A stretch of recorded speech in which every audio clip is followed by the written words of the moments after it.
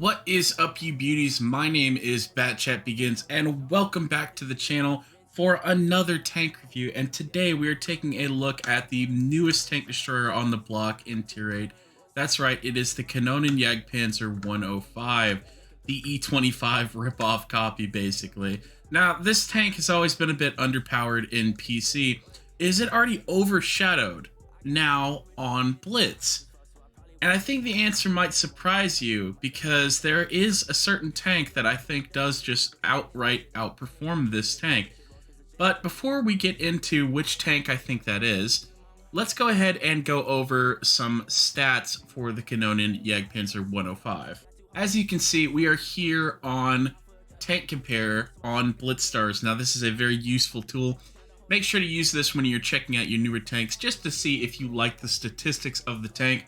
As you can see, very solid DPM for the Kanonen, just about 2800, with very good penetration at 255 on standard, about 300 on your premium ammo, and 53 on your HE. Now that is without calibrated. With calibrated, it is 268, 330, and 58. This does carry the Leopard 1 gun after all. Now the alpha damage for the standard rounds is about 350, which is not too bad for a tank destroyer at this tier. It's got about a 7.5 second reload with the rammer and an 8.15 second reload with calibrated. Not too bad. Gun stats, not bad at all. Dispersion, 0.29. That's with both aim time consumables on. It goes down to 0.275 with the refined gun. Not bad at all. Really good dispersion on movement and rotation. And this is where I think that this tank shines, is that it's got 8 degrees of gun depression. Very, very good, along with its camo, when you will see the camo in just a little bit. It's got a 55 kilometer top speed going forwards, 550 engine power, really good, and a 21.42 power to weight ratio, which is really, really solid. This is where it really shines, though, is the camo. 41% camo when it is sitting still, and 25% when moving, which is very, very good. And its camo after shot is still 9% and 5% effectively. So, right now, there's a lot of really great players playing the Kanonen because it's just come out, and a lot of people, stat collectors included, will go ahead and start playing this tank. But what tank could possibly beat this tank when it comes straight out of the box? Well, there's been a tank in the game for a long time, and that is the WZ-121 It's got more DPM, better alpha damage, and a bigger gun, and it's got barely a longer reload, which is absolutely crazy.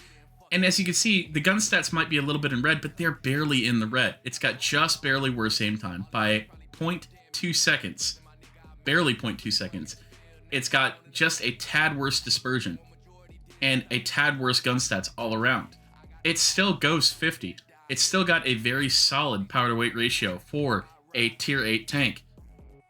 And the thing that I really am annoyed with is that this tank is such an aggressive tank destroyer with armor, yet it gets almost the same camo. So overall, I do think the 120 is a much more aggressive, much more versatile tank destroyer than the Kanonen. The Kanonen has to sit back, make use of his camo, make use of its teammates, where this thing can basically hold a flank all on its own. Let's get into some Kanonen gameplay and see how that plays, and then we'll check out some gameplay from the 121 GFT. As you can see, we are hopping into the first game with the Kanonen here on the Yamato Harbor map. This is a great map for the Kanonen. Some maps are not as great, like Himmelsdorf or something like...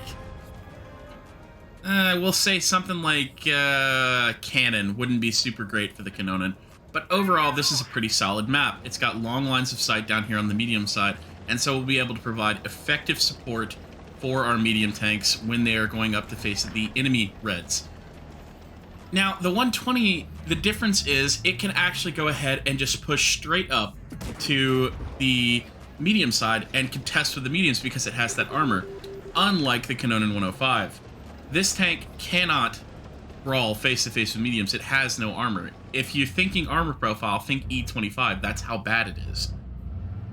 But the 120 doesn't have that issue, so it's much more versatile in that way. But the 120 can still perform this role, this sniper role, just as well, because its accuracy is still very solid. and it's got almost just as, actually, it's got better DPM than the 105. I keep forgetting to say that because it almost sounds crazy to think about.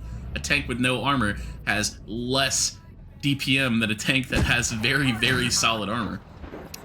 The one great thing for the 105 is that very, very solid camo. As you can see, when stationary, it gets that 41% or so camo value, and that is just absolutely massive here. As you can see, Giga, who is playing in our 105 today, is just going ahead and taking some shots at the enemy Chimera and the T-44-100. And you can see the penetration is very solid, the accuracy is very nice, but he's not really able to do much beyond rely on his team. If his entire team had gone heavy side, there's no way he would have been able to contest with these mediums and heavies that are over here right now. This tank just does not have the armor. It does not have the stats to go ahead and do that. But thankfully, Giga is getting a bit of support from his team, meaning that he doesn't have to worry too much at the moment of being rushed. I would say one of the things that I do notice that people do with this tank is they play a little too passively. There are moments when you can rush in and support your teammates, and I would definitely suggest that you figure out your timing with this tank. Timing is everything with tanks that have high DPM and little armor, like the Leopard, like the Grill. If you do not time your pushes effectively to support your allies, a game can be thrown very, very easily. So I would recommend that you keep that in mind when you are playing with these kind of tanks. So right now, I would definitely say that he's playing a bit passive. His team is YOLOing in, and they're going to lose all of their health, so why not make yourself more effective in game by farming off them while they're dying? The SC-152 and the T-54 Lightweight could have provided a lot of time for him to go ahead and farm off those tanks. Instead, he waits a very long time just to shoot a Challenger as it's leaving. Meanwhile, there's still a one-shot Chimera and an Emil who is a three-shot. That could be a problem later on in this game, thanks to this negligence here. So at this point, I would definitely recommend that you go ahead and rush in. Anyway, as you can see, the Emil, not the Emil, my bad, a little bit early in the morning for me. The Kanonen has a very, very accurate gun, very solid on the move stats for this 105 mil gun, but it's kind of played too passively, in my opinion. And Tier 8 is all about the aggression. Which tanks can be the most brain dead rushing in and absolutely annihilating a flank? You've got your T-54 E2 Sharks, you've got your T-26 E5 Sheriffs, you've even got your Canon Action 10s. Those things are so brain dead and so easy to win because they can just press the W key, press forward, and win an entire flank by themselves. This tank is not like that. It has to be played basically with your brain on at all times. You can't just mindlessly do things. So I do like what Giga is doing here. He's going ahead, shooting into the side of the Emil while the Emil is distracted, shooting at the friendly VK. Unfortunately, Giga waited a bit too long to go ahead and make that push, so the friendly VK did die. But this is certainly a winnable situation. A 2 or 3 shot Challenger and a 1-shot Chimera. Not a bad situation to be in at all. As you can see, he is spotted by the Challenger when he is attempting to leave. So now it is up to Giga to try and put himself in the best situation possible. He has saved his health this long, which is the only real upside to losing all of your teammates, is that you still probably have all of your health left. But the good news is he is able to go ahead and spot the Chimera first, which brings it down to a 1v1, which is exactly where you want it to be. At the moment, I would have definitely suggested not trying to flank. I mean, you have the health, so you might as well go ahead and face this guy one-on-one. You know, when I talked about this way back in the day, a couple years ago, getting Circle of Death in tanks is not fun when you have no turret. So best thing to do is to give yourself hard cover like Giga is doing right here. That's always going to make it a more successful situation and potentially give you the win a little bit easier. And he did lose a little bit of health because he didn't attempt to do that earlier. So he goes ahead and finishes off this very nice 4.1k game. Very solid for the Kanonen a couple days after it's been out. So I would definitely say this tank is very solid. 4.1k, as I said, Master Badge, Top Gun, high caliber, and the rest of the works. Decent credit coefficient right here. Looks like probably 160% credit coefficient, I would say. Does get the 4 kills. very solid job on his team, and it looks like he hit the majority of his shots, which it's just very easy to do when a tank with this good accuracy on the move and stationary. But let's take a look at a tank which is always complained about by newer players and usually is just absolutely brain dead with no real downsides, and that is the WZ121G FT, driven for us by Penetrated You from the Yoda clan here on the Canyon map. This tank is so brain dead. It's got armor, it's got a fantastic high DPM gun, almost 3000 DPM for a tier 8. It's got crazy penetration, it's got really good traverse speed. It's just got everything you would want out of an aggressive tank destroyer. This is one of those tanks that you can just literally turn your brain off and drive into the enemy team and potentially 1v3 people. It's that good. Would definitely recommend picking this tank up when it comes out. And the best part is it's going to be cheaper because it's been out for longer. I'm sure you could probably get this tank for about 8 to 10k nowadays, whereas you would probably have to pay a lot of money to get the Kanonen 105. And I'm just not into giving wargaming money for not seeing potential returns. Crates are the worst thing they've ever decided to introduce, and I'm definitely not going to waste my money when there is a better tank already available in the game for gold most of the time. As you can see, he's got just enough gun depression to go ahead and work one of the best spots in the game, and he has all the armor to boot. If you've never looked at the 120's armor profile, it's absolutely insane. If you drove a Kanonen here, you'd already be getting slapped by that Gravedigger or whoever else was in the middle of the map at that point. And that just means that you're being a hindrance to your team, because you're going ahead and bleeding HP very early on in this game.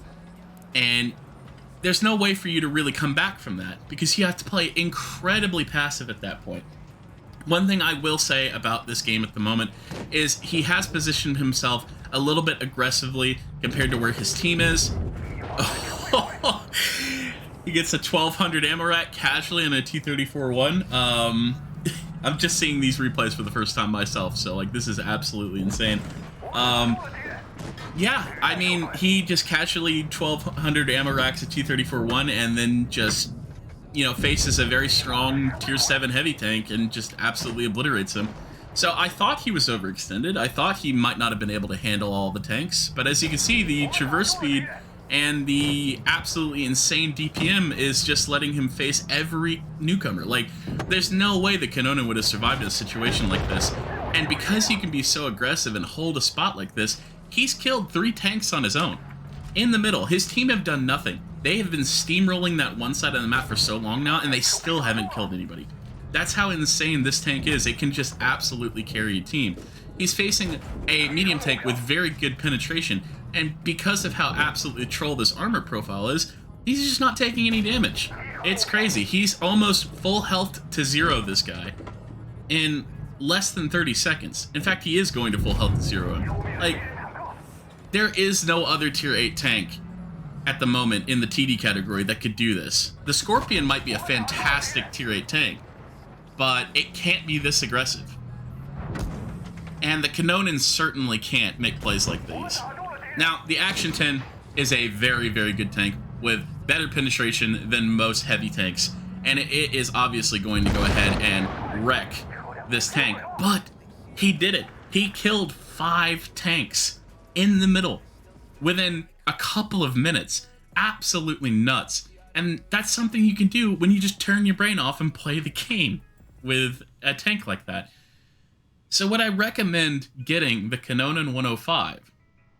In good conscience, I can't say yes. I would say if you're a tank collector and you already have the 120 and you just want another tank in your garage, then by all means, go for it. If you have the money, go for it. But if you're the average World of Tanks Splits player and you're trying to decide in good conscience, should I buy the 105 or the 120 GFT? Well, it's a no-brainer. The 120 is just a better tank overall. It can be more aggressive, it can be more diverse in its gameplay, and it's not situated to just sniping at the back the entire game. Overall, I would still say the Kanonen's a decent tank, but is it worth the buy at the current moment? Not really.